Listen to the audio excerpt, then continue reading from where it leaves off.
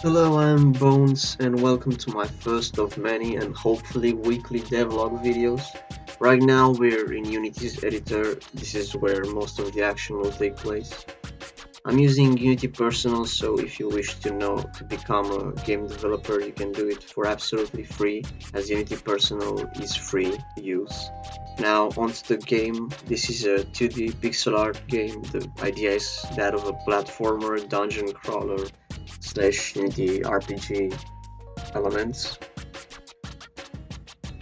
The game itself is randomly generated. If I could. So once I hit play, it's gonna start generating rooms and then spawn the player in. So you see it's gonna move down, and then at the end it's gonna spawn the player and fill everything in. By the way, all these yellow circles, they're overlap circles, and I'm just showing them with gizmos. For example, what I use them for is this block right here.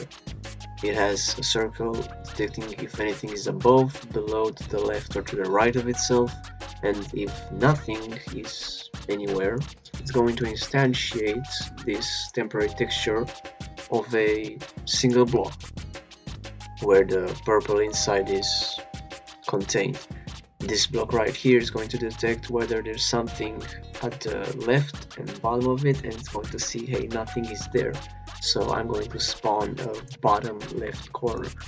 This one, same thing for its own case. Left, top and right, nothing is there, so it's gonna have a border to the left, top and right of itself. So with this, it just instantiates this dungeon, and the players right here, we're in the scene view right now, we're not in the game view. Game view is all the way down here. I'm gonna make it a bit larger just so you can see. You can shoot at the moment. It spawns in some particles when it hits ground. It doesn't deal any damage to anything, there's no enemies right now.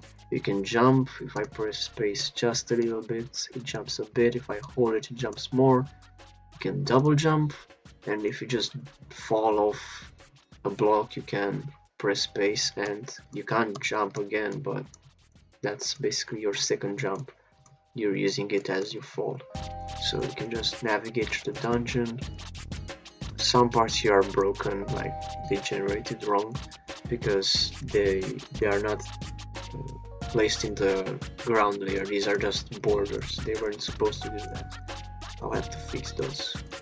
So you can just, the point will be to get to the top of the dungeon, and once you do, maybe there will be a boss there or some treasure. I'll think about it. But yeah, man, that's basically it right now. Nothing much more than this. The game is about a month in development maybe, and yeah, hopefully over the next few weeks it's going to be fleshed out more. Gonna get some actual textures for all of these. Also, what I was saying earlier basically about the textures. So right now everything has this texture, which I think looks pretty okay. A bit jagged around the corners, but nothing that can't be worked on. And I hit play. The player gets instantiated, the camera moves to the player, and you see these textures.